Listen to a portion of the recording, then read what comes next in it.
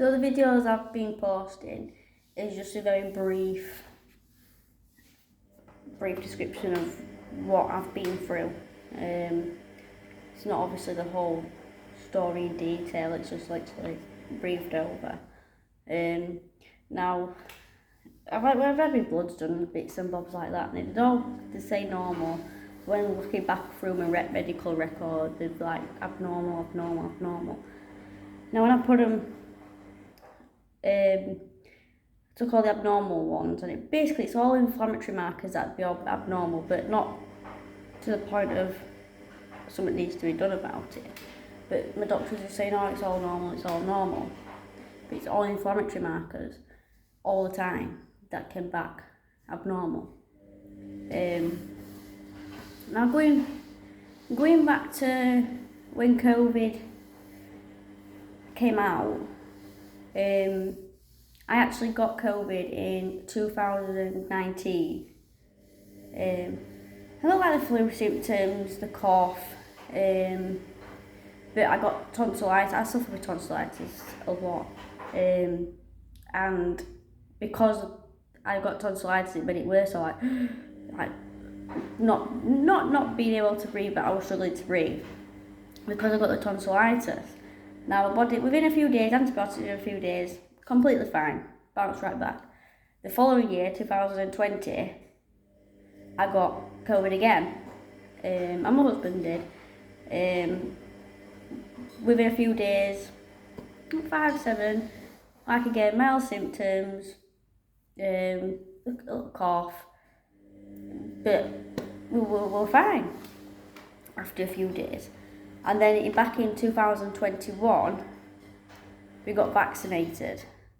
And now I wish I never did at all. I think that's my one regret. So 2021 in June, I got vaccinated, got Pfizer, and then again in July, and then I went and got the booster in November. It was a time where I didn't know what to believe, and I thought I was doing right. And it was a scary time. It was a scary time.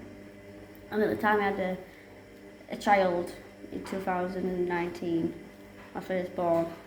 So it was very scary, taking every precaution to try and be safe, and I had the vaccine. And after me and my husband, after every vaccine we had free, we was poorly. We were so unwell. Like, it just wiped us out. Fever. We just couldn't get out of bed. And it took us weeks to recover from it. And even my husband's, when he had it in his left arm, and I remember him complaining of it, all his glands in his armpit swelled up. Now, he's not the one to get poorly, ever. But after every vaccine, we felt poorly. It was horrendous. Now, bearing in mind, we've already had 2 COVID before we even got vaccinated, and we just bounced back. There were hardly any symptoms. It didn't cause us distress or anything like that. Just a little cough. 2 days gone. Vaccine, whole different story. Now, I fell pregnant. I was due. 2022. Back end of November time, beginning of December, that's when I was due. And I got COVID in October time, end of September, October was when I got COVID again.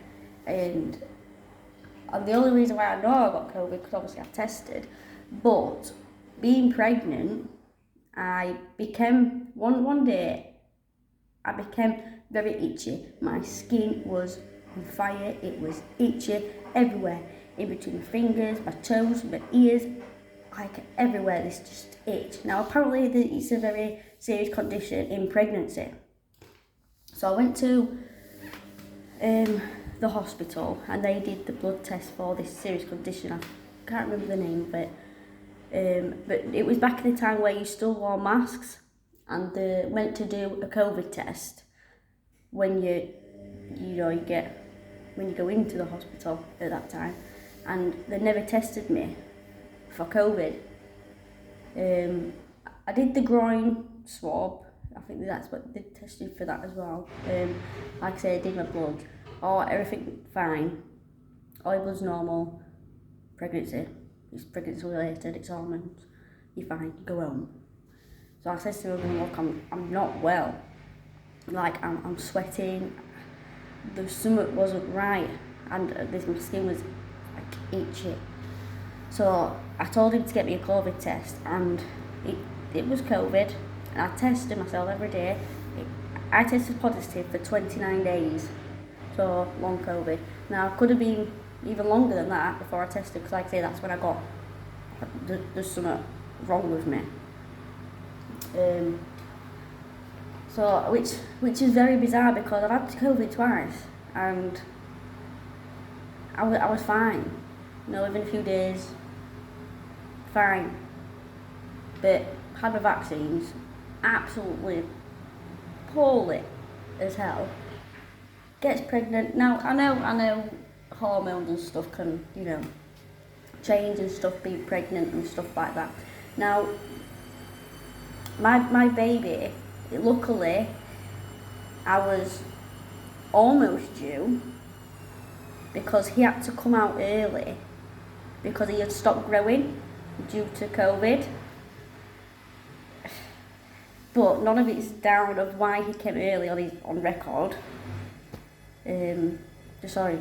Now I planned a cesarean, but because he stopped growing, he had to come out now, basically. So it just doesn't add up.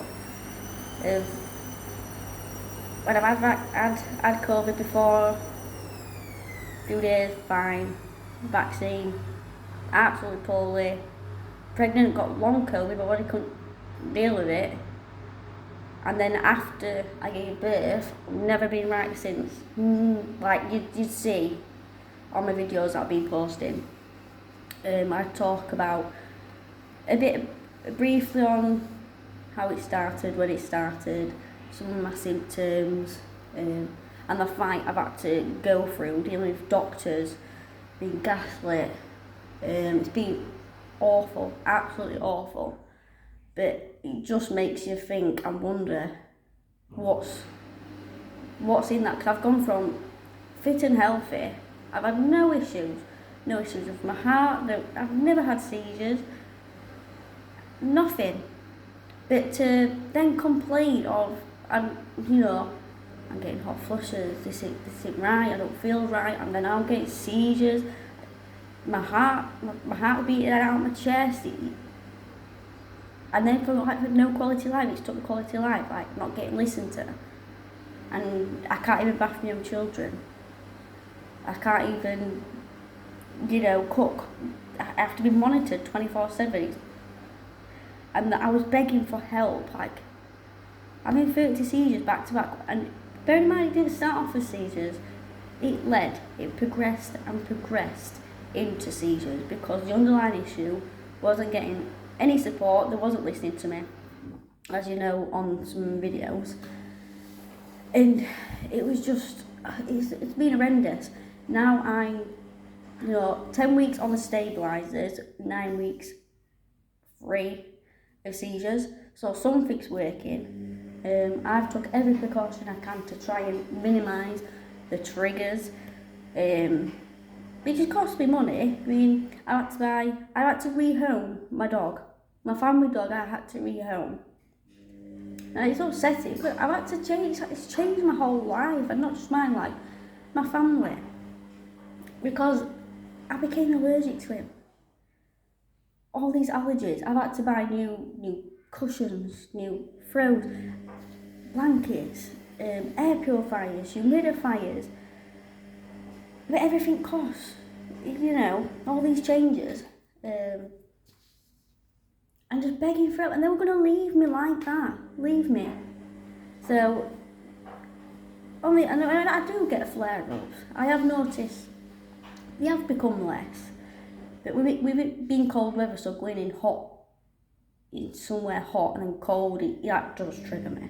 But it's manageable. I just take my higher dose of antihistamine, put my cooling mask on, and just let things calm down. And within minutes, it's manageable. So, out of hundreds and hundreds of doctors, specialists, nurses, pharmacists, healthcare professionals that I have seen, it just takes that one doctor to listen. Now, even though they might not be able to give you answers, give you a diagnosis, it just takes that one just to listen. Now, I may never get answers, but I'm pretty sure of why it's happened, time when it started, and that is just to manage my condition and just let others know that it's not just all in your head. How can you go from fit and healthy to having to be supervised 24/7, begging for someone to help you? It's not right. But nothing, all my medical records, when I tried to get help, as in financial help, 'cause I couldn't work, it looks like there's nothing wrong with me. There's nothing been wrong with me. Even down to the PIP side of things. Now, I've got the highest mobility. But the caring side, they won't give me because I'm able to feed myself when I'm not having a seizure, because the medical records don't say otherwise. I'm not malnourished. Now, when I've gone into the doctor, the hospital, and they do the blood sugar, it's low, even to the point where the doctor has basically called me a liar and says, are you diabetic? Your blood sugar's, point, you're diabetic. I'm like, no. He's like, well, are you sure? Of course I'm sure. I'm not diabetic.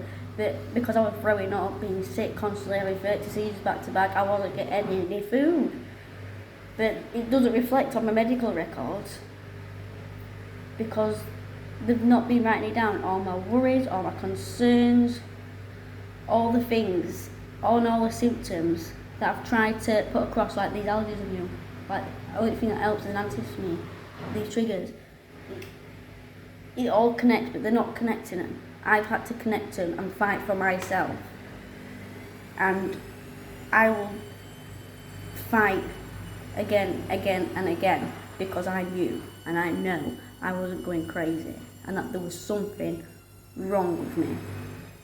And I just hope other people can fight for yourself and know your worth, and it's not all in your head, and you know your body, you know your own body.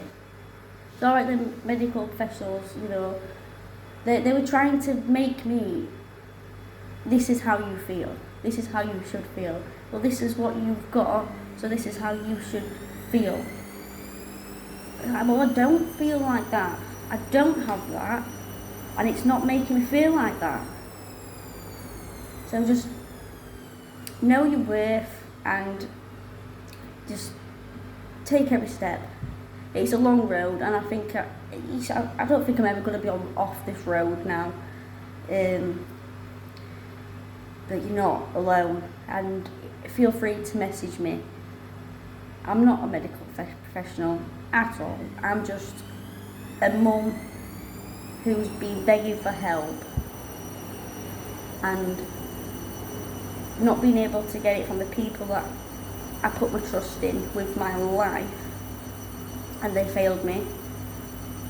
So my inbox is always open if you need to message me with your experiences, any questions, or my triggers, or my symptoms that I had, anything at all, or all your experiences from whatever you need to talk to me about, I'm here. Feel free to message me.